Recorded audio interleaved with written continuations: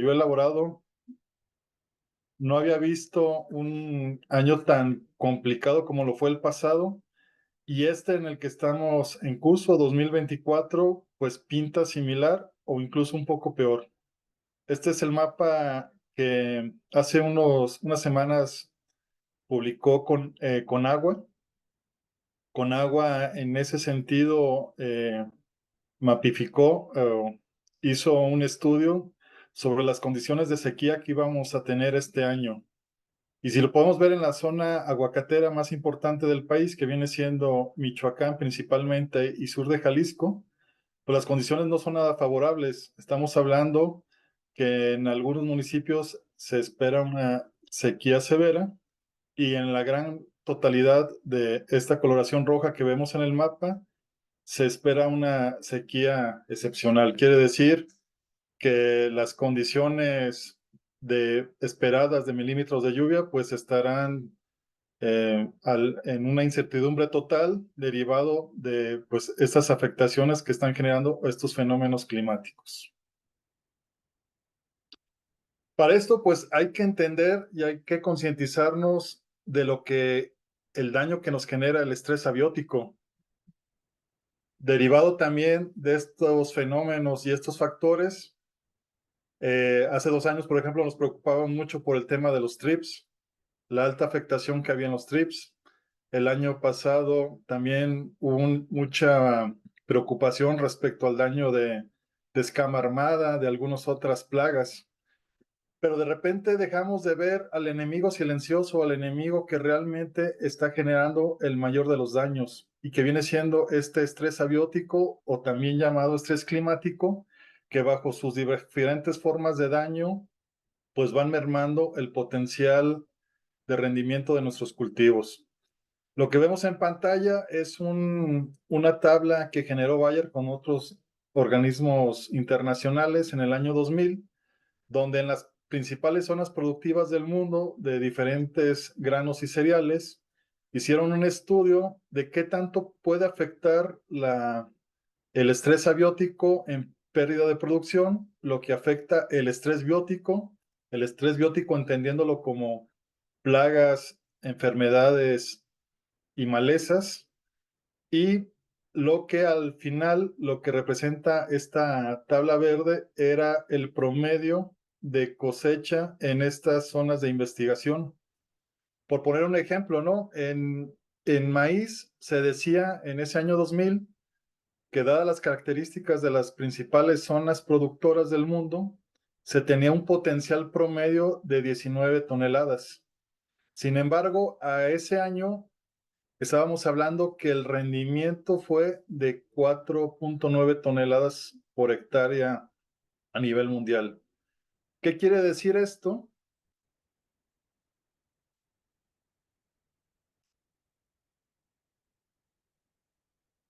Otra vez no me deja avanzar, permítanme un momento.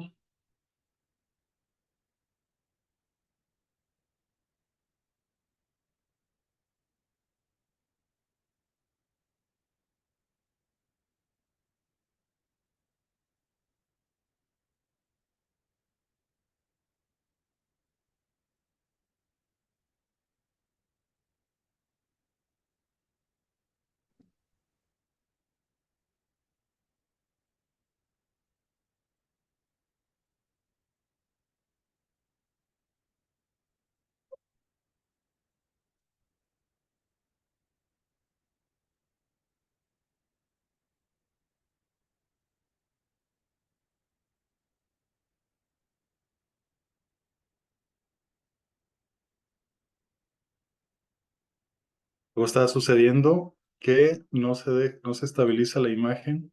Permítanme.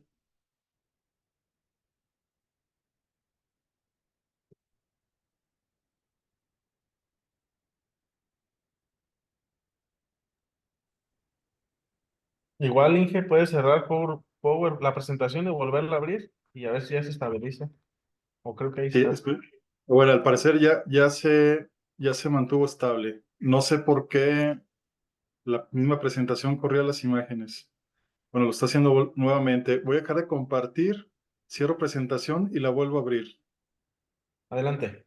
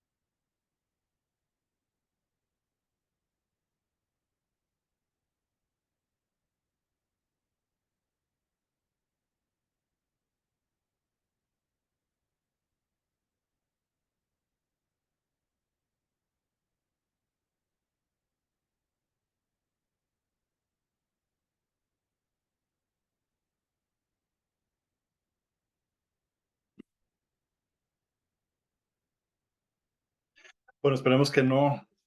Bueno, sigue presentando la falla. Permítame un minuto en lo que reinicio el equipo y me vuelvo a conectar. Permítame un momento. Sin problema, Enrique, lo esperamos. Sí, gracias.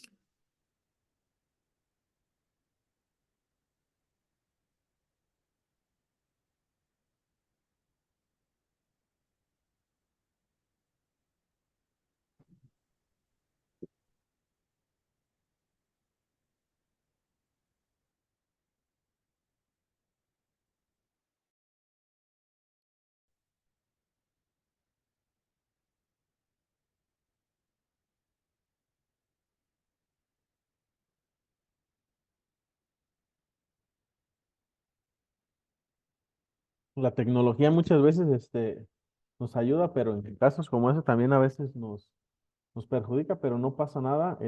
Los invitamos a que no se desconecten. Vamos a esperar unos minutos a que el ingeniero Luis reinicie su computadora y continuamos.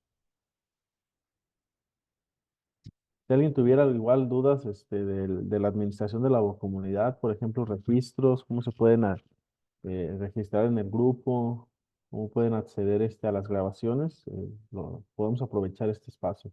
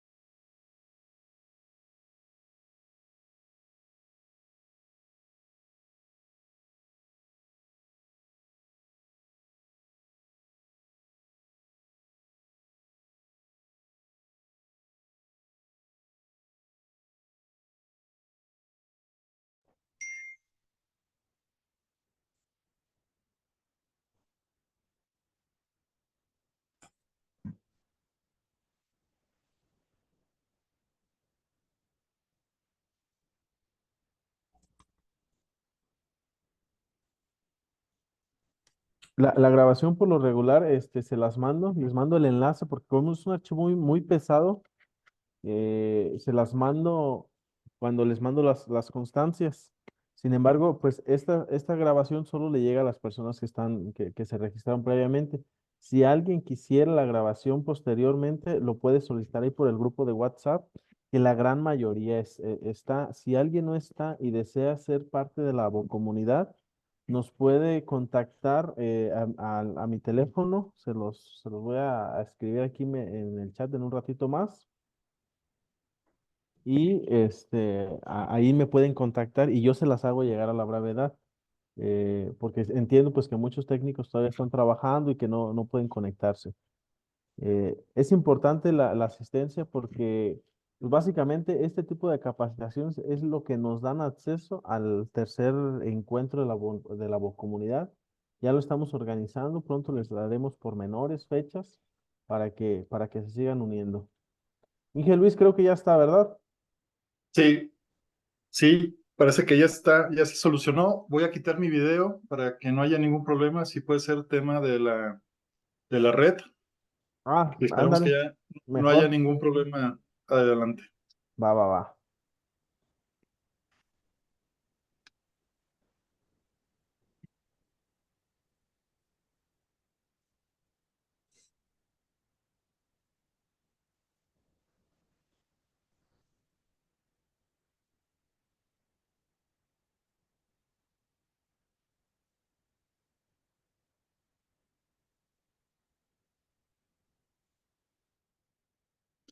Muy bien, entonces, recapitulando, hablábamos sobre la importancia o la necesidad de tener en cuenta lo que puede ocasionarnos el estrés abiótico.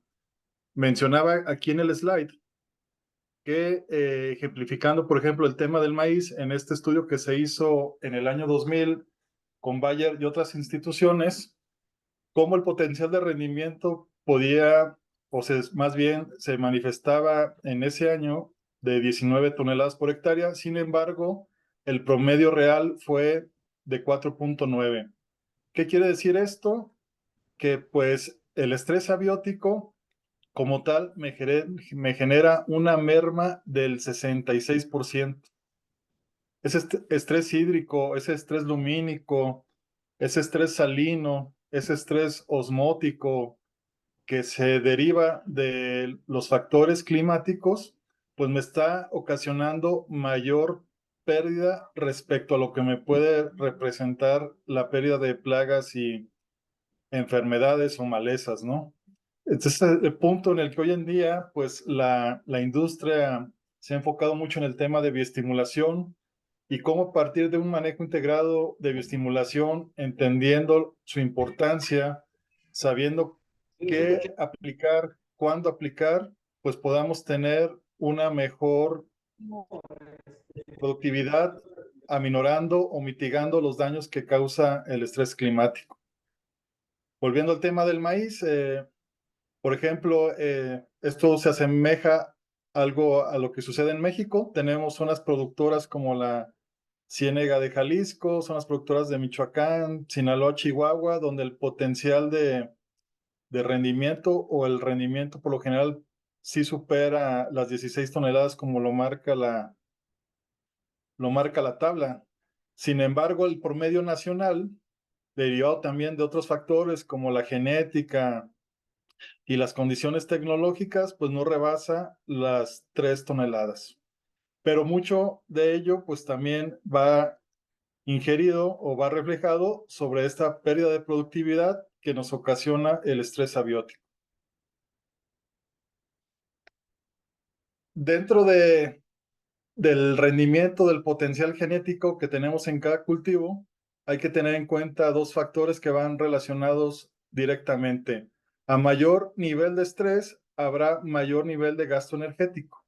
¿Qué quiere decir esto? Que la planta proveerá o derivará hacia un mejor control o un mejor cuidado o mitigar el daño generado por este tipo de estrés que en su momento pues dejará de enfocarse a temas de metabolismo primario, que vendrá siendo la reproducción, el crecimiento, y se enfocará básicamente a mantener pues unos niveles óptimos de ciertas sustancias, ciertos principios activos que mantengan a la planta bajo vitabilidad. Eso representará que conforme la carga de estrés o el daño del estrés sea mayor, pues estemos más cercanos al umbral económico en breve, una breve diferencia, una corta diferencia entre el daño que me puede generar el estrés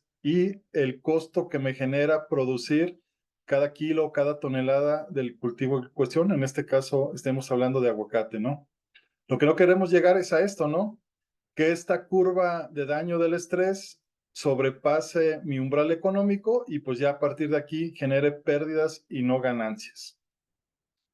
Entonces, para esto, pues hoy en día hay una solución, una alternativa que nos ayuda mucho en ese sentido y que parte o como clasificación de los bioestimulantes, los elementos no beneficiosos, pues tenemos el silicio.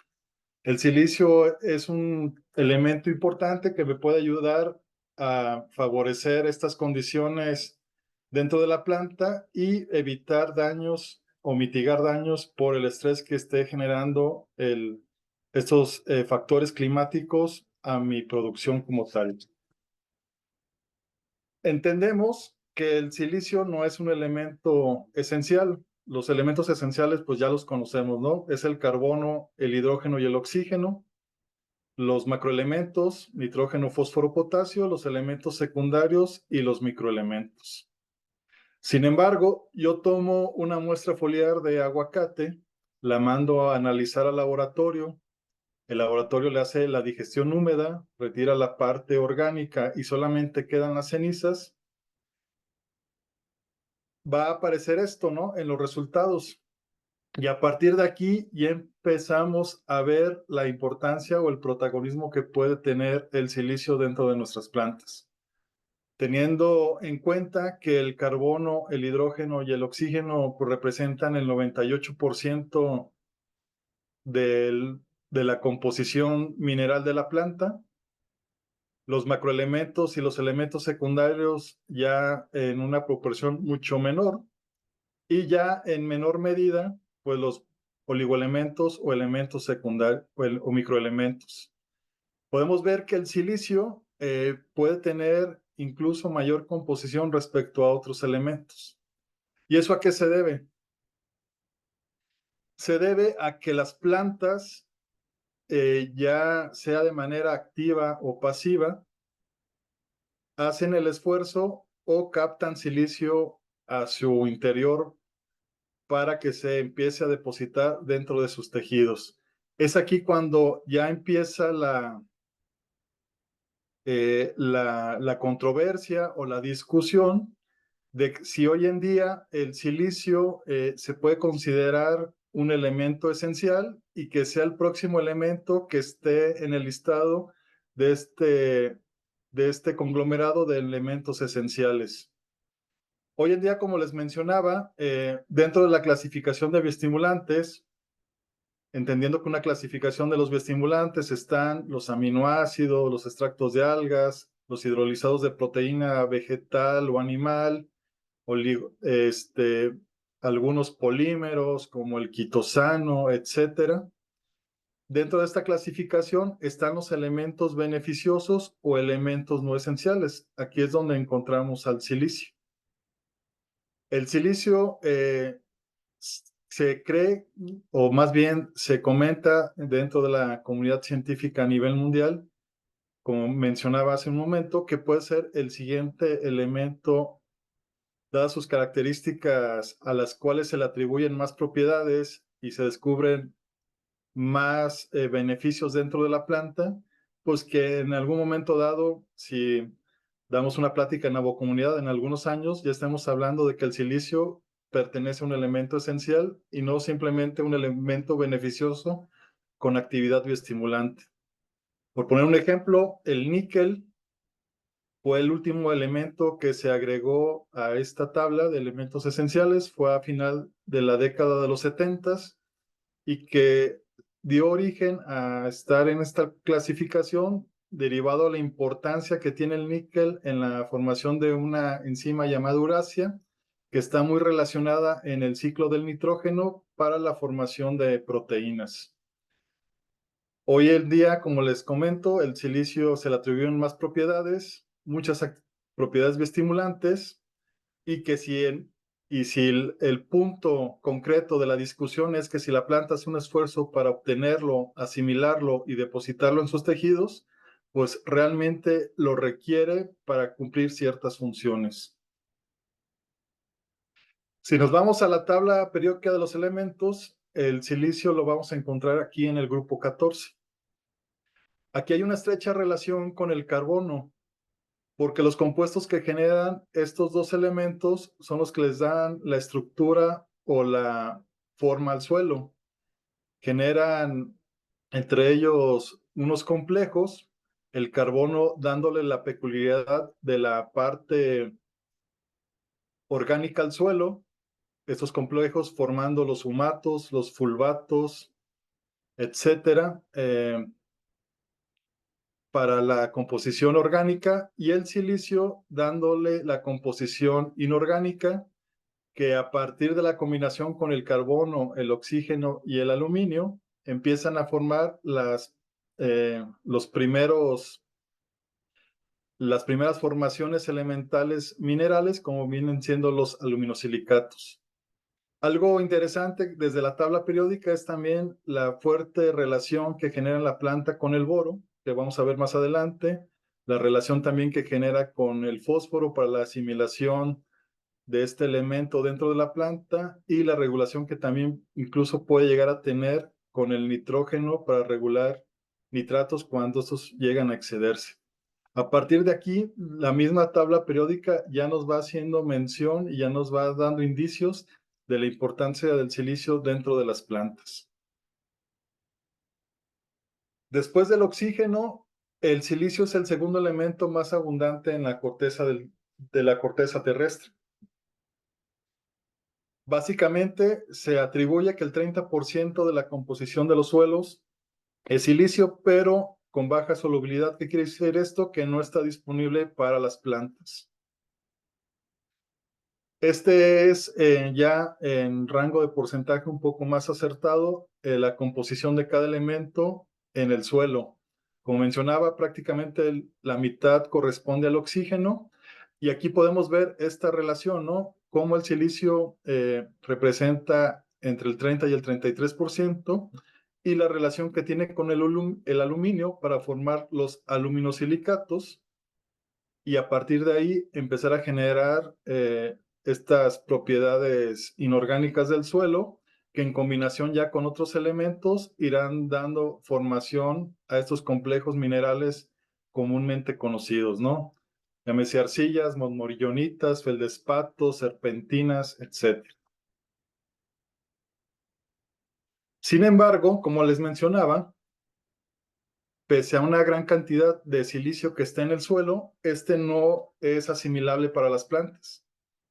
¿Por qué? Porque están en formas insolubles, a las cuales se les llama silicatos, que viene siendo la combinación del silicio como tal en combinación con otros elementos.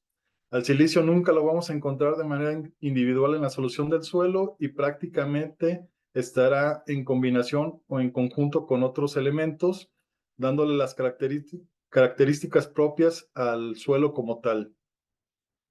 Para que la planta asimile el silicio, tiene que pasar un proceso llamado intemperismo, donde diversos factores como la temperatura del suelo, los microorganismos, el CO2 en la solución del suelo, da paso al ácido ortosilícico. El ácido ortosilícico es el que ya puede ser biodisponible para la planta lo empieza a asimilar.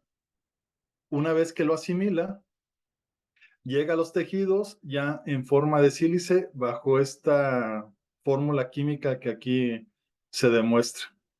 ¿Qué es lo que sucede? La planta empieza a transportarlo, lo empieza a depositar en sus tejidos de mayor necesidad que requiera, y a partir de ahí pues empieza a cumplir sus funciones vitales. Llegará el momento en que la planta perece y ese sílice se reincorpora al suelo. Nuevamente tendrá que pasar ese proceso de transformación para nuevamente combinarse o transformarse en ácido ortosilícico, o también llamado en la literatura ácido monosilícico. Por eso es importante saber que muchas veces enmiendas o residuos vegetales pueden ser ricos en aporte, pero que no necesariamente estarán disponibles de manera inmediata o de manera eh, factible para el siguiente ciclo agrícola, ¿no? Por ejemplo, un bagazo o residuo de caña puede tener mucho contenido de silicio, La cascarilla de arroz puede contener hasta 90% de silicio en su estructura, pero ese silicio, aunque viene en abundancia, no necesariamente estará disponible de manera inmediata. Tendrá que pasar nuevamente este proceso para que se transforme en ácido ortosilícico y entendiendo que este es la única manera en que la planta puede asimilar dicho elemento. El silicio en los suelos, pese a que es el segundo elemento con mayor presencia, no todo está disponible. Prácticamente la gran mayoría está en forma de silicato. Esta tabla no tiene mucho, fue hecha por Matichenkov, un científico ruso en el año 2008, que habla del nivel de eficiencia en el suelo. Esta primera tabla habla del silicio real como ácido ortosilícico. Básicamente en los suelos cultivables del mundo, llámese suelo de cualquier índole, bajo cualquier forma física, arenoso, limo o arcilloso, la deficiencia siempre estará presente. El silicio potencial que se manifiesta en esta columna habla del potencial que puede tener ese silicato, la formación de ácido ortosilícico, y el silicio activo básicamente es la conjunción del silicio real con el potencial bajo un gradiente de concentración. Pero podemos resumir en este slide que básicamente en cualquier suelo cultivable en el mundo, la deficiencia estará entre, o más bien el aporte de silicio como tal, directo que nos genera el suelo, se manifestará como deficiente o como una deficiencia crítica. Entonces, dependiendo el tipo de planta, ya sea acumuladora o no acumuladora, podemos tener una concentración de 0.1 a incluso hasta el 10% de silicio en cada una de nuestras plantas. Incluso puede ser mayor a elementos secundarios como el calcio o el azufre, no, pero también me o intereso por mi incluso mayor a elementos, macroelementos como el nitrógeno y el potasio. Antes se decía que el silicio solamente se podían beneficiar las plantas monocotiledóneas, en este caso las gramíneas o los cereales. Conforme ha pasado el tiempo, pues nos hemos dado cuenta de que no es así, ¿no? Que cualquier cultivo puede tener injerencia a un beneficio por el contenido de silicio dentro de su tejido vegetal. Esta tabla habla de la concentración de silicio en diferentes cultivos. Como podemos ver, las gramíneas o las monocotiledóneas sí tienen mayor concentración, caso del arroz, caso la caña, pero también podemos ver plantas que se pensaba en las que el silicio no tenía efecto alguno, como sí pueden llegar a tener esa concentración. Estamos hablando, por ejemplo, del tomate, de la sandía, de la frambuesa, ¿no? Que bajo ese sentido, pues también la planta hace un esfuerzo ya de manera activa o pasiva para captar y asimilar el silicio que está presente en la solución del suelo. Su clasificación, entonces, acorde a su concentración, plantas acumuladoras, estamos hablando de concentraciones por arriba del 1% de materia seca, plantas acumuladoras, o más bien plantas acumuladas pasivas o intermediarias, estamos hablando en un rango de 0.5 a 1%, y plantas no acumuladoras se clasifica con una concentración por debajo del 0.5% de materia seca. Hablábamos de la discusión y los acuerdos que está teniendo la comunidad científica para hacer que el silicio entre ya como un elemento esencial. Esto empezó a derivar muchos estudios y entender cómo la planta transportaba o asimilaba el silicio a sus tejidos. Muchos estudios determinaron que esto se debe a través de unas proteínas que son las encargadas de llevar el agua a la raíz, llamadas acuaporinas, que dentro de ellas pues había un par de genes que a través de la exodermis o la endodermis, ya sea vía extracelular o intracelular, pues el ácido ortosilícico penetraba y empezaba a transportarse a través del xilema. Resultó que había una proteína a la cual le llamaron low silico 1 o low silico 1, que a través de la exodermis vía extracelular empezaba su asimilación, y a una proteína llamada LSI2 o low silicon 2 lo hacía a través de la endodermis. Esto dependía si la planta era acumuladora o no acumuladora. Este tipo de asimilación pues hacía ver ciertos efectos, ¿no? Hablábamos de las gramíneas. Esta es fotografía de una planta de arroz. Lo más característico en las gramíneas, por ejemplo, a una concentración idónea de ácido ortosilícico, algo muy común no solo en el arroz, sino en cualquier gramínea, llámese en cuanto a cultivos, maíz, trigo, cebada, etcétera, era la erección de las hojas. Al haber erección en las hojas, ya con el silicio acumulado dentro de los tejidos, pues esta misma erección provocaba mayor incremento o que ingresara mayor cantidad de luz. Eso proporcionaba mayor tasa fotosintética, mayor biomasa y por ende mejor nutrición. Una planta sin silicio es común verla así, hojas no erectas, hojas flácidas, e incluso con la peculiaridad de que podemos confundirlas con ciertas clorosis de microelementos. Entonces, para entender esto, las formas de transporte de silicio, se considera el GEL 1 en la epidermis, el GEN 2 para la endodermis de manera extracelular e intracelular, y bajo la forma del GEN 1 para la forma pasiva, que por lo general ocurre con las plantas acumuladoras que no gastan tanta energía en asimilarlo, y el GEN 2 donde sí hay un gasto energético. Aquí la planta requiere cierto gasto para que este silicio o este ácido ortosilícico pueda penetrar los tejidos y pueda transportarse dentro del canal del xilema. Esto ocurre a través de la banda de Caspari. La banda de Caspari, en términos coloquiales, podemos decir que es el cadenero del antro, es el que decide quién entra y quién no. En ese sentido, pues también está regulado bajo las condiciones de energía que esté pasando en ese momento la planta, bajo el tipo de estrés que esté sufriendo, derivará qué tanto porcentaje o qué tantas partes por millón de silicio va a darle entrada. Otro gen que hace poco tiempo se descubrió fue el gen 6. El gen 6 es el que ya prácticamente hace que a través del parénquima del xilema, ese ácido ortosilícico acabe depositándose en forma de sílice en las hojas.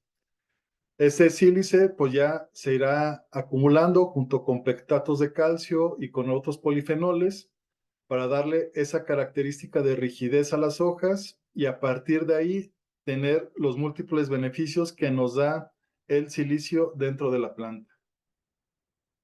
Dentro de los beneficios del silicio, estos son los más conocidos. Los que están subrayados en negritas, pues son de los que vamos a hablar hoy. Un poco en función a la bioestimulación en aguacate, el mitigar daño de metales pesados o toxicidad por otros elementos, la asimilación de otros nutrientes, aminorar el daño por estrés oxidativo, equilibrar el potencial osmótico de la planta. Ya en menor medida veremos cómo se protege contra plagas y enfermedades. Algo muy importante en el tema del aguacate, protegerlo contra estrés lumínico, fortalecer pared celular y obviamente mejorar la calidad de los frutos. Este es un ensayo que se hizo para ejemplificar el tema del silicio contra la mitigación por el daño causado por metales pesados o incluso elementos esenciales como se ve aquí en la imagen, el zinc, que a altas concentraciones también puede ser tóxico dentro de la planta. Aquí tenemos un cultivo de caña, testigo absoluto. este mismo cultivo, bajo la misma edad, intoxicado por cadmio, y bajo estas mismas concentraciones de cadmio, la planta nutrida con ácido ortosilícico. Podemos ver que pese a que está presente la misma concentración de cadmio que en el testigo, la planta sigue generando su función de reproducción celular, generando mayor biomasa que la que no tiene silicio, teniendo en cuenta que tienen la misma concentración de calcio. Aquí podemos ver también lo que les comentaba en la fotografía del arroz, la erección común que empieza a suceder dentro de las hojas. Como lo mencionaba, también no solamente los metales pesados, algunos elementos esenciales como los microelementos metálicos en, en altas concentraciones, pues también pueden generar cierta toxicidad. Aquí podemos ver el testigo a una alta concentración de zinc y cómo también, aunado con ácido ortosilícico, pese a tener esa alta acumulación de zinc, la planta se sigue desarrollando y manifestando incluso la misma cantidad de biomasa que el testigo donde no presenta la intoxicación. Ya en esta tercera columna es la combinación de los dos ensayos, tanto el efecto intoxicante del cadmio como del zinc, y aún así con el ácido ortosilícico, pues la planta sigue manifestando cierta vigorosidad, pese a tener estas condiciones de alta concentración de estos elementos. Esto va influido bajo ciertas funciones metabólicas que va dando el silicio, como la promoción de exudados radiculares que complejarán estos elementos, regulándolos dentro de la solución del suelo, o algunos principios activos también que nos irán dando pauta a que la planta vaya regulando de cierta manera la translocación de estos elementos, pese a la alta concentración que pueda haber dentro de la solución del suelo. Para esto, pues es importante enfocar este factor de la regulación o la mitigación por metales pesados o incluso elementos esenciales. Caso el cobre, ¿no? Es algo muy característico en las zonas aguacateras. Por ejemplo, cuando se vienen las etapas de enfermedades, el agricultor por lo general aplica fuentes convencionales de cobre, sulfatos, óxidos, oxicloruros, etcétera, hidróxidos, para controlar por contacto las enfermedades. ¿Qué es lo que sucede? Que el árbol está presente con una alta concentración de cobre. Los árboles, incluso hay productores que tienen la costumbre de dejarlos completamente azules. Viene el rocío de la mañana, viene la lluvia, este cobre se lava y vienen después las problemáticas que ya estamos viendo en algunas zonas del país, ¿no? La alta acumulación de cobre que se empieza a dar en los suelos, generando pues diferentes efectos perjudiciales, ¿no? Como puede ser la poca asimilación de manganeso y hierro por esta acumulación de cobre, la sobreestimulación de lignina que está atrofiando las raíces, la, la, también el perjudicar la microfauna del suelo, y que a partir de enmiendas a base de ácido ortosilícico, pues podemos regular y evitar esta toxicidad dentro de los árboles por el alto cúmulo de cobre que empecemos a tener ya en ciertas zonas productoras, ¿no? Esto pues derivará de que pues, la planta esté más tolerante y no veamos esos efectos visuales que comúnmente le llamamos acartonamiento o avegetamiento, donde pues básicamente es toda esta intoxicación que se empieza a generar por el cobre. Otra de las características que hablábamos en cuanto a los principales efectos que nos daba el cobre, el silicio como bioestimulante, era la asimilación de otros nutrientes. Como ya lo hablábamos, mitiga la toxicidad de metales pesados o incluso elementos esenciales que también pueden generar toxicidad, pero también el silicio está involucrado en la regulación de nitratos, en la mejor asimilación de fósforo, en la movilidad en mejor medida de elementos o microelementos poco móviles dentro de la planta, como lo es el manganeso, el hierro o el cobre, la asimilación de elementos secundarios como el calcio o el magnesio, o incluso también la mejor asimilación de fósforo y potasio dentro de los macronutrientes.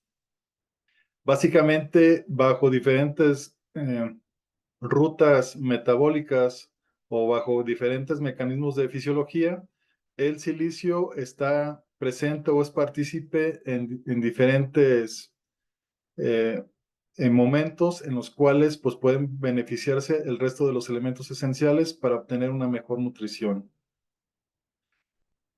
Una de las características que hablábamos cuando el silicio empieza a asimilarse dentro de la planta, dentro del canal del xilema, pues se va depositando en forma de ácidos polisilícicos. ¿Esto qué genera? Pues un aumento de la presión. Al aumentar la presión por condiciones de física elemental, pues estos elementos poco móviles dentro de la planta, como el calcio, el boro o algunos microelementos, pues tendrán mayor movilidad y llegarán más rápido a los puntos de mayor necesidad. Aquí voy a mostrar un ejemplo que hicimos, una prueba que hicimos hace 2 años en Tingambato, un árbol, una huerta joven.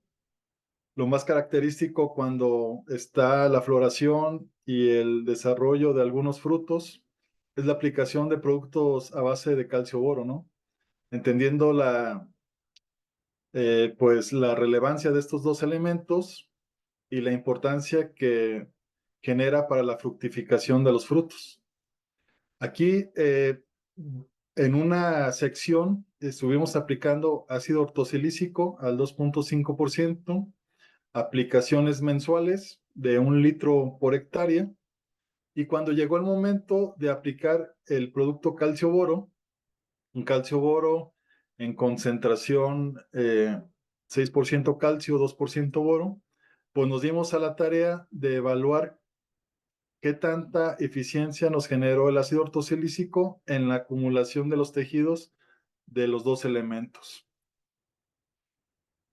Sorprendentemente, por ejemplo, sin aplicar más calcio, el calcio se incrementó a un 43%, pasando de 0.76% a 1.35%.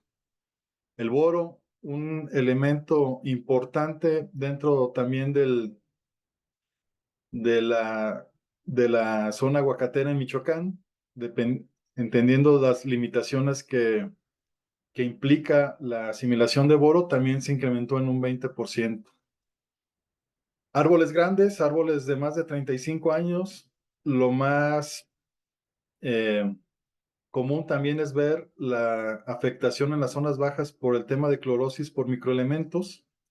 Se hizo un ensayo similar a lo que se hizo en Tingambato. En este caso, esta es una huerta en Anganguan, Michoacán, en la cual también en una sección estuvimos aplicando mensualmente un producto a base de ácido ortosilícico, y cuando llegaron las aplicaciones de los foliares multiminerales, aunado a la fertilización que se dio en el suelo, también procedimos, después de 30 días de la última aplicación foliar de microelementos, pues medir, en este caso, el hierro, que hubo un incremento del 17%, del zinc un 27% y del manganeso en un 25.9%. Quiere decir que bajo estas condiciones podemos comprobar cómo el silicio ayuda mucho a la movilidad de estos microelementos poco móviles dentro de la planta, y podemos llegar a tener mayor concentración en menor cuestión de tiempo simplemente por el efecto fisiológico que está haciendo el silicio dentro de la planta. Otra de las características importantes y que hablábamos al inicio de la charla, pues viene siendo esta, ¿no? Los beneficios ante condiciones de estrés hídrico. Es algo ya también comprobado. Muchos autores mencionan que el silicio puede reducir hasta en un 30% la tasa de transpiración bajo condiciones de sequía. ¿Qué quiere decir esto? Que la planta genera menos evapotranspiración y que a nivel celular habrá mayor hidratación, haciendo que el silicio sea un bioestimulante termodinámico que regule la actividad hídrica dentro de la célula y que la vacuola tenga mayor contenido de líquido bajo estas condiciones de estrés. El silicio también modifica la expresión génica relacionada en la producción de enzimas claves para la síntesis de antioxidantes, como puede ser la superóxido dismutasa, la catalasa, que son encargadas de mitigar daños por especies reactivas de oxígeno. ¿Qué quiere decir esto? Que el silicio ya dentro de los tejidos también reducirá en gran medida el daño oxidativo que puede ir generando la formación de radicales libres cuando la planta esté bajo factores de estrés hídrico ya bastante altos. Hay una regulación de la conductancia estomática, hay una regulación también de la tasa fotosintética, haciendo que en este caso el silicio bajo condiciones de alta temperatura o baja temperatura, la planta esté expuesta o esté adaptada a hacer frente a estos daños. Hay que entender también que el silicio es un potencializador y otros principios activos que ayudan a la planta a hacer frente a factores de estrés abiótico, tales como los aminoácidos, los principios activos que encontramos en extractos de algas como manitol, como ácido algínico, principios osmorreguladores como la glicina betaína, hablábamos de los aminoácidos como la prolina.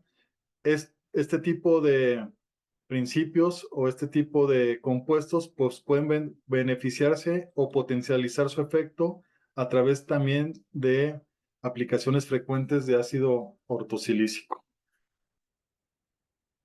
Esto es algo muy característico, es una prueba en maíz, es algo que habitualmente se hace de manera cotidiana para ejemplificar todo esto que hablamos respecto al estrés hídrico, ¿no? Son dos plantas de maíz, misma fecha de siembra, misma edad. Simplemente esta planta que está a la derecha, con mayor concentración de silicio, en este caso 0.8 micromoles, contra una que está a 0.2. Están condicionadas bajo la misma condición de estrés hídrico y podemos ver cómo esta planta con mayor concentración de silicio hace mejor frente a la planta que tiene menor concentración. ¿Por qué se da esto? Pues de lo que estábamos hablando, ¿no? Este efecto termodinámico donde la planta regula y almacena de manera más eficiente el agua a nivel celular y a partir de ahí, pues mejora la conductancia estomática y el intercambio de gases, pues para que vaya generando mayor biomasa. Bajo las mismas condiciones de sequía, podemos tener una planta mejor expresada y mayormente productiva bajo estas condiciones. En este año en Michoacán, pues vimos algo similar, por ejemplo, en la copa de los árboles, ¿no? Árboles a los cuales estamos aplicando habitualmente ácido ortosilícico, veíamos cómo las hojas se mantenían frente a árboles expuestos a la sequía, zonas donde la sequía fue muy severa, como en Cotija o en Peribán, donde árboles pues ya empezaban a perder el follaje en la parte alta y veíamos la copa prácticamente con las ramas expuestas, mientras que en los árboles con ácido ortosilícico pues todavía se mantenía el follaje. Cuando el silicio empieza a depositarse en forma de sílice, esto es lo que empezamos a ver. Esta es la fotografía microscópica de una hoja de aguacate, donde primeramente está provista de la cutícula, y entre la cutícula y la epidermis se empieza a generar lo que ya hablábamos de la capa sílica o el cuerpo de silicio, que viene siendo la combinación de este ácido ortosilícico ya depositado en cristales de sílice con la combinación de pectatos de calcio y polifenoles que van a dar esta capa que estará encima de la epidermis, generando todos estos beneficios que me hacen frente al estrés abiótico. Menor evotranspiración, mayor conductancia estomática, mayor tasa fotosintética, y aquí lo podemos ver en la fotografía, ¿no? Esta es una hoja de aguacate. Cuando no tenía aplicado el ácido ortosilícico, vemos aquí la diferencia entre la cutícula y la epidermis y cómo ese engrosamiento de la capa sílica se empieza a dar conforme vamos haciendo las aplicaciones constantes del ácido ortosilícico. A partir de ahí es donde obtenemos todos estos beneficios. Voy a mostrarles un ensayo que hicimos del ácido ortosilícico para mitigar el estrés en bajas temperaturas. Lo hicimos junto con la Universidad Michoacana. Aquí fueron 5 tratamientos, el testigo absoluto, 2 testigos a base de silicato de potasio en diferente concentración y el ácido ortosilícico también a dosis baja y a dosis alta. Fueron 3 aplicaciones mensuales, una aplicación en diciembre, una aplicación en enero y una aplicación en febrero. Esto fue en el año 2021, donde las condiciones de heladas pues estuvieron fuertes en estas zonas de Tancítaro, Michoacán. Podemos ver, por ejemplo, la concentración de clorofila en plena floración, como el ácido ortosilícico, ya sea en dosis baja o en dosis alta, manifestó mayor concentración respecto a la aplicación con silicatos y el testigo absoluto, y cómo la concentración también de clorofila se mantenía en condiciones de cuaje de fruto. ¿Esto qué quiere decir? Pues básicamente es este efecto fisiológico que está teniendo el ácido ortosilícico, no solamente en expresar en mayor medida estos principios activos crioprotectantes que me ayudan a mantener el árbol vigoroso, sino que a su vez también pues la formación de en mayor medida de cloroplastos, haciendo que el árbol esté fotosintéticamente más activo y generando mayor biomasa. Dentro también del estudio, pues se generó una variable de amarre de fruto, bajo la determinación sugerida en la literatura, muy conocida por Spíndola. Ahí hicimos también esta formulación donde evaluamos las diferentes etapas fenológicas de la formación de fruto y vimos que también en el caso del ácido ortosilícico en dosis altas, pues el porcentaje de amarre era mucho mayor respecto a la dosis baja, y ya en menor medida, pues el silicato dosis baja y el control absoluto, ¿no? Podemos ver una diferencia prácticamente de 2 frutos respecto a la medición por cada 100 flores evaluadas.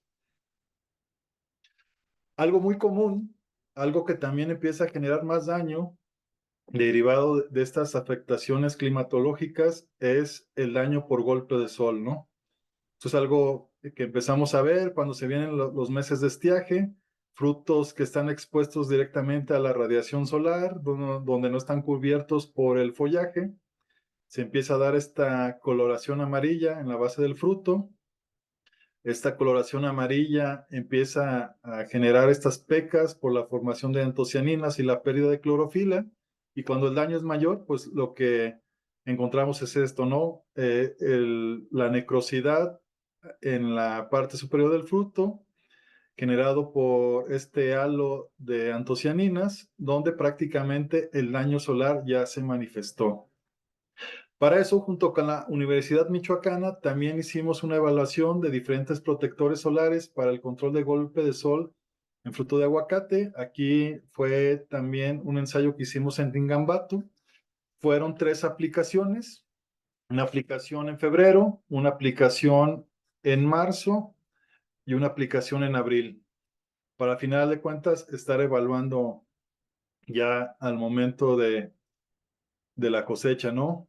Estos fueron los productos evaluados: filtros solares a través de ácidos orgánicos, reflejantes en polvo, productos también a base de silicio como el caolín, silicatos, protectores también a base de ácido, el ácido ortosilícico, la cal agrícola y el testigo absoluto.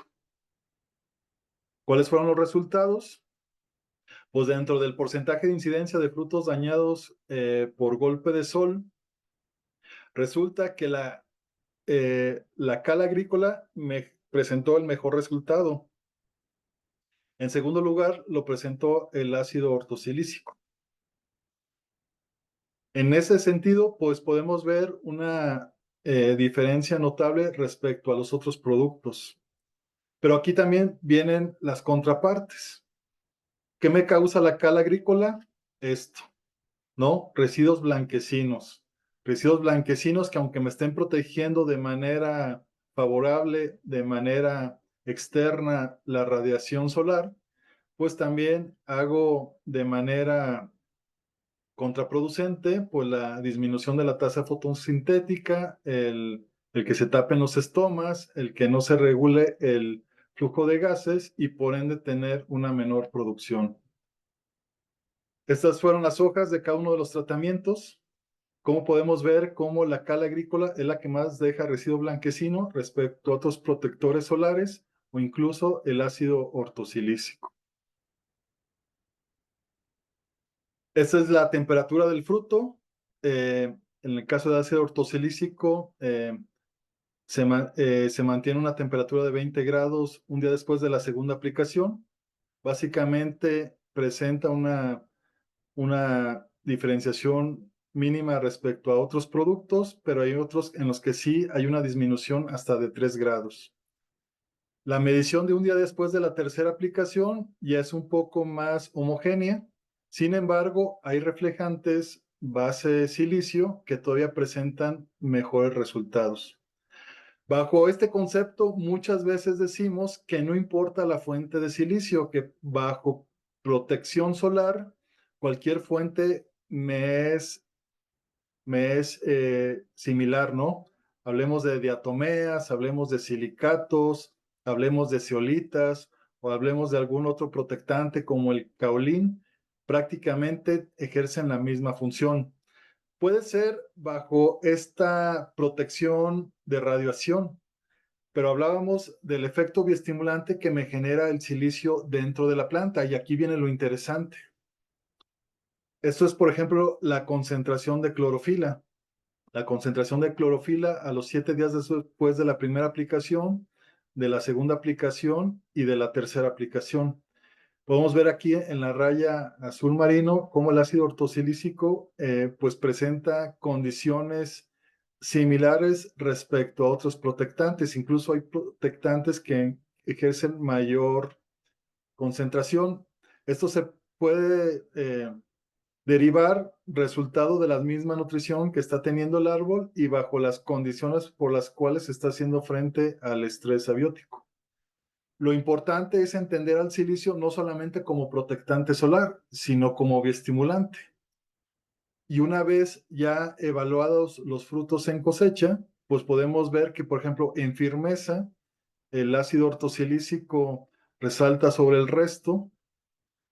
En el caso del tamaño, una diferencia también importante de 122 gramos, mientras que el segundo lugar presenta un tamaño de 96 milímetros. El peso del fruto también estadísticamente diferenciado respecto a otros protectantes. La materia seca y los grados Brix. En ese sentido, no solamente es proteger externamente al fruto o al follaje de las condiciones lumínicas, sino que a través de la formación de esa capa sílica, de ese cuerpo de silicio de manera interna entre la cutícula y la epidermis, aunado a la protección solar que me derivará del golpe de sol, pues podemos también bioestimular a la planta bajo unas condiciones de mayor concentración de nutrientes, mayor concentración de principios activos que estén haciendo frente a las condiciones de alta temperatura o alta radiación que esté sufriendo el árbol. Bajo esa sinergia, pues podemos tener frutos de mejor calidad y de mejor calibre. Hablábamos hace un momento del ensayo de microelementos, árboles viejos, más de 35 años, que muchas veces no tienen la mejor, eh, la mejor nutrición, pueden presentar alternancia, pueden presentar ciertas características. Una vez que evaluamos el tema de los microelementos, cuando procedimos a la cosecha, pues empezamos a ver este efecto, ¿no? Como los árboles donde no estaba presente el ácido ortosilícico, empezábamos a ver más este efecto, mayor golpe de sol en frutos expuestos directamente a la radiación y como en frutos con ácido ortosilícico, pese a que también están expuestos a la alta radiación, pues la cáscara puede presentar alguna concentración de antocianinas, pero no presentan el daño como tal de la necrosis.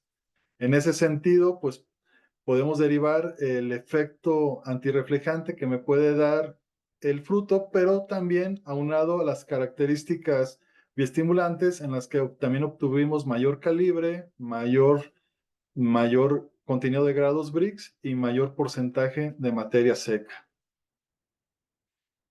Bajo condiciones de estrés biótico, esta capa sílica, cuando se empieza a formar o cuando llega a su punto de madurez, pues también me evitará o disminuiría el efecto de las enfermedades. Por ejemplo, puede llegar la espora de un hongo, la espora se empieza a desarrollar, empieza a generar la hifa atraviesa la cutícula, el objetivo de la hifa es llegar a la epidermis, donde obtendrá ahí su fuente de alimento y empezará su proceso de infección. Esta capa sílica llegará el momento en que haga que esta hifa no penetre o tarde en penetrar. En ese sentido, el pesticida en cuestión hará que el efecto sea mucho mayor de arrase y podamos proteger en mejor medida el árbol. Un árbol que está también más adaptado a condiciones de inducción de resistencia y generación de metabolitos secundarios. Algo similar sucede con los insectos succionadores, también topan con la capa sílica, penetra el estilete al entrar en contacto con la capa sílica, el insecto le cuesta trabajo succionar la savia y prefiere migrar a otra planta. Insectos masticadores que vienen siendo plagas en estado larvario, que empiezan a masticar el follaje. También toda esta acumulación de sílice dentro de la capa hace que vaya aminorando o vaya dañando su aparato bucal, llegando a puntos donde pues ya el proceso de reproducción se ve interrumpido debido a la falta de alimentación del animal. Y no solamente es esta protección física por la barrera generada por la capa sílica, sino que también el silicio dentro de la literatura podemos encontrar ya artículos científicos donde habla también de la promoción de enzimas de defensa, como viene siendo la fenilamonoliasia, la precursor de ácido jasmónico, puede ser precursor también de proteínas de protección, algunos otros osmolitos que ayudan a la formación de jasmonatos o parasitoides que ayudarán que también la planta esté más activa y más fortalecida en su sistema inmune para la protección tanto de plagas como de enfermedades. Hay que tener en cuenta las fuentes de silicio que hay en el mercado. Como lo mencionaba, ¿no? La planta asimila el silicio en su forma biodisponible que viene siendo el ácido ortosilícico.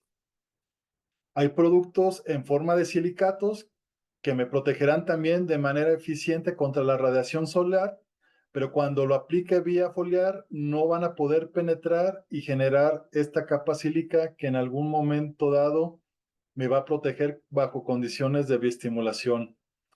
El silicato simplemente queda retenido en la cutícula haciendo el efecto de protección solar o cuando lo aplique al suelo, ese silicato, como lo mencionaba al inicio, tendrá que transformarse en algún momento dado en ácido ortosilícico. Eso dependerá de las características del suelo y el clima de la región donde lo estemos aplicando, pero puede tardar de semanas e incluso a meses para que ese silicato vuelva a formarse ácido ortosilícico. En el caso de las diatomeas es algo similar al silicato, no penetran, deja residuo blanquecino. Si se aplica al suelo, junto con otras enmiendas, de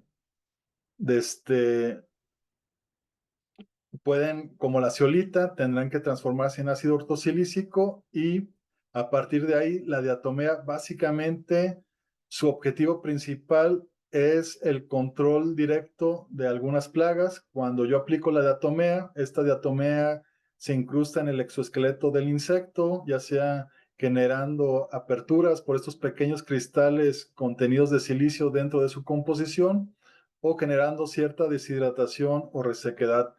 Básicamente, el principio de la diatomea es este efecto insecticida a través del contacto directo con insectos y la aplicación como enmienda, como ácido, como silicio, pues la podemos encontrar de mayor medida a como lo ofrece la industria en silicatos, pero pues mi recomendación sería básicamente una aplicación constante de ácido ortosilícico donde la planta lo pueda asimilar de manera rápida y de manera mucho más efectiva. Requerirá menos dosis, requerirá menos trabajo, ya que el pH es ácido, puedes mezclarlo con otros elementos, con otros productos, estimulantes o de protección, y en ese sentido, pues hará mucho más eficiente la aplicación foliar o la aplicación radicular. Pues de mi parte sería todo. Agradezco mucho su tiempo, esperando que esta sesión haya sido de su utilidad. Quedo atento a sus preguntas y pues nuevamente agradeciendo a Pian por la oportunidad de dar la charla y esperemos en el próximo evento de la comunidad en mayo, pues estaremos presentes ya de manera presencial y conocer a muchos de ustedes. Por mi parte sería todo. Les agradezco y pues quedo atento. Muchas gracias. Muchas gracias, Inge. Sin duda alguna, un tema bastante interesante. Creo yo que todos los técnicos que estamos escuchando, pues nos va a ser de mucha ayuda. Ya por aquí, para no abundar tanto, llegaron algunas preguntas. Sí. Inclusive en el transcurso de la charla vi que pues se fueron respondiendo, ¿no? Con tu presentación. Sin embargo, por ahí, voy a resaltar algunas. Dice la primera. ¿En qué casos el silicio es más provechoso vía foliar y en qué casos es más provechoso aplicándolo al suelo? Creo que también por ahí lo comentaste, pero no sé si quieres comentar algo más. Sí, vía foliar, lo que comentaba, hay que entender la forma en la que se asimila. Uno puede ser por tamaño de partícula o por la forma biodisponible, que en este caso es el ácido ortosilícico. Si queremos que trasloque, llegue a los tejidos y empiece a generar un efecto bioestimulante, tendrá que ser a partir de esta fuente. Si mi objetivo solamente es la aplicación para el tema de radiación o estrés lumínico, ya sea protección externa o interna, pues podemos aplicar cualquier fuente, llámese caolín, llámese silicato, llámese diatomea, llámese ácido ortosilícico. Si lo aplico al suelo, cualquier medida será aprovechable también. Nada más hay que tener en cuenta que el ácido ortosilícico se asimilará de manera inmediata y que otras fuentes como diatomeas o silicatos tendrán que, tendrán que pasar un proceso de transformación para que se conviertan en ácido ortosilícico.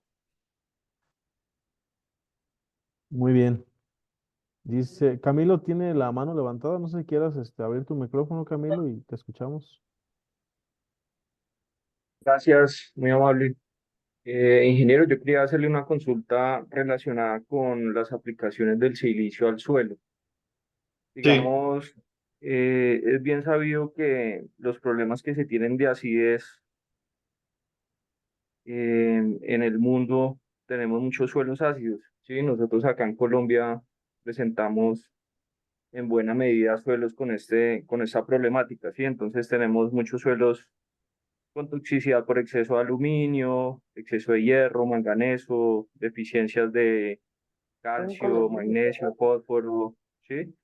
Entonces, en alguna conferencia alguna vez escuché que dentro de los materiales que se utilizan para enmiendas se tenía el silicato de calcio, ¿sí? Entonces, no sé si de pronto ustedes bajo, digamos, la premisa del poder neutralizante que tienen las enmiendas, entre ellas el silicato de calcio. Se han hecho algunos estudios relacionados, ya que, digamos, se sabe que las enmiendas típicas de carbonatos de calcio, óxidos de calcio, digamos, tienen un efecto también directo sobre la materia orgánica que no es tan beneficioso.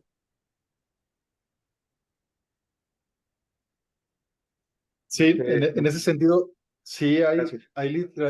sí, perdón, no sé si terminaste la pregunta. Sí, sí, señor, muchas gracias. Sí, en ese sentido también está comprobado cómo el silicio puede aminorar ese daño en suelos ácidos, sobre todo por el bloqueo que puede llegar a hacer del aluminio. En ese sentido, al igual como sucedía con los metales pesados, como hablábamos en el ejemplo, como el cadmio o algunos otros elementos, el silicio tiene esa facultad de bloquear bajo ciertas expresiones el aluminio y hacer que el calcio en cuestión pues esté más presente en la solución del suelo. Eso dependerá mucho de que, como tú mencionas, ¿no? La fuente, la concentración de la fuente y el tipo de suelo. Pero es conocido como el silicio actúa como neutralizador, ocasionando un aumento significativo del pH, lo que puede elevar la conductividad de intercambio catiónico. Las fuentes de silicio comerciales, pues básicamente más estudiadas bajo este efecto, es el silicato de calcio y el silicato de magnesio. Eso también se debe derivado también al complejo de hidrógeno absorbido al complejo de cambio y a partir de ahí empiezan a verse esos efectos de bloqueo del aluminio como tal. Pero en ese sentido, pues puedes encontrar mucha literatura. Yo les puedo compartir algo de información al respecto de nuestros informes técnicos dentro de la empresa, de cómo hablan en ese sentido bajo las condiciones de neutralización en suelos ácidos. Gracias. Ok, doctor, Inge, vamos a cerrar con la última pregunta del doctor Federico Hernández. Dice, los valores de clorofila estaban de 500 a 700. ¿Qué unidades son? Sí, las unidades son, permítanme un momento.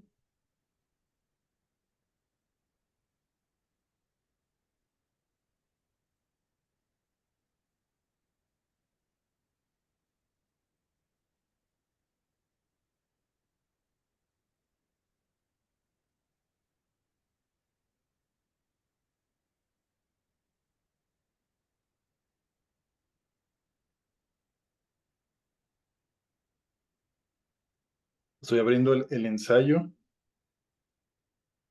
Sí, adelante.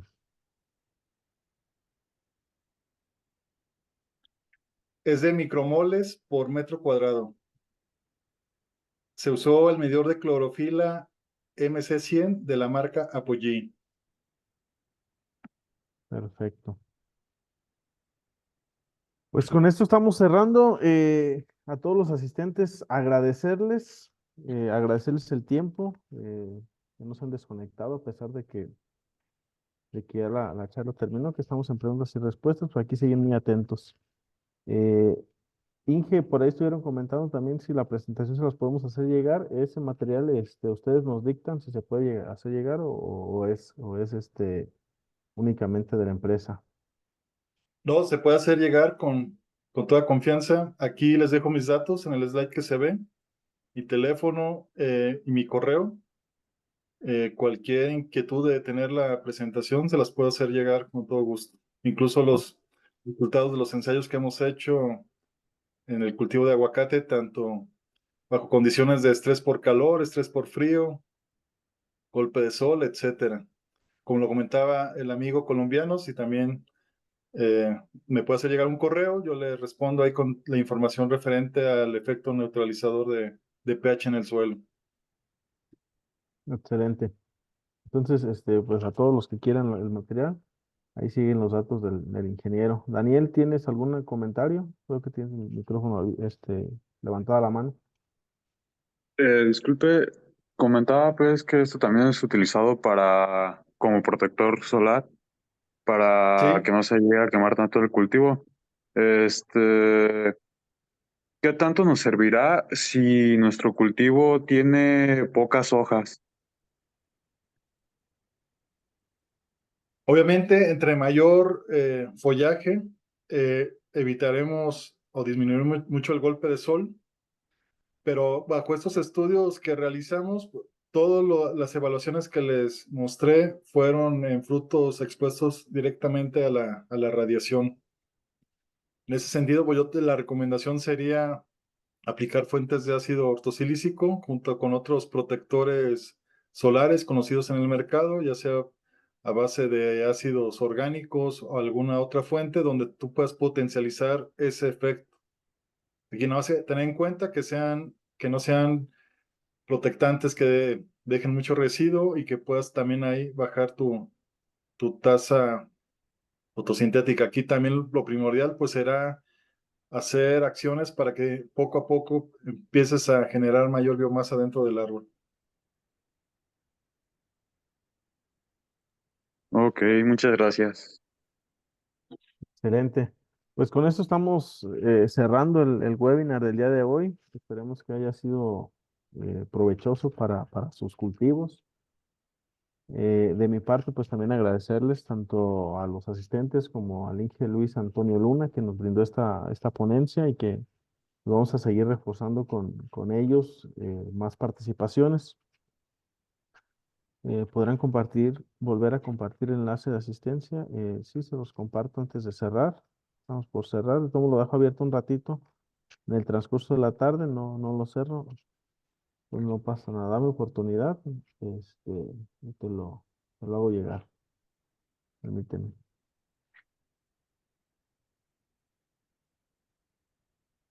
Listo, ahí está. Entonces, comentarios finales, Inge Luis. No sé si quiera agregar algo. Pues entender que como cualquier estimulante es un tema de constancia. Hay que ser conscientes de que no hay productos milagro, no hay productos que con una aplicación y con un litro las cosas se solucionen. Hay que estar también conscientes de que estas condiciones de estrés abiótico en los próximos años no son buenas. Se prevén condiciones de sequía importante, de alta radiación, de alta temperatura, y conforme nosotros vayamos generando un manejo integrado de bioestimulación, donde entendamos el rol de cada molécula, la sinergia que puede haber entre una de ellas, es donde mejor vamos a entender este, este concepto y tener mejores resultados. Pues por mi parte, lo que yo pueda apoyar, lo que yo pueda aconsejarles, estoy abierto a cualquier pregunta y pues agradecer nuevamente, ¿no? El espacio, esperando tener la oportunidad de hablar de otro tema más adelante. Excelente. Pues agradecerles nuevamente a todos y nos vemos en la siguiente capacitación que está programada para el mes de abril. Cualquier duda o comentario estaremos atentos y a nombre de la PEAM, de la ingeniera Katia Aguilar y de su servidor Johan Durán, les damos la más cordial de las gracias y estaremos atentos para sus dudas. Hasta luego. Hasta luego, Inge Luis. Hasta Gracias. luego, muchas gracias.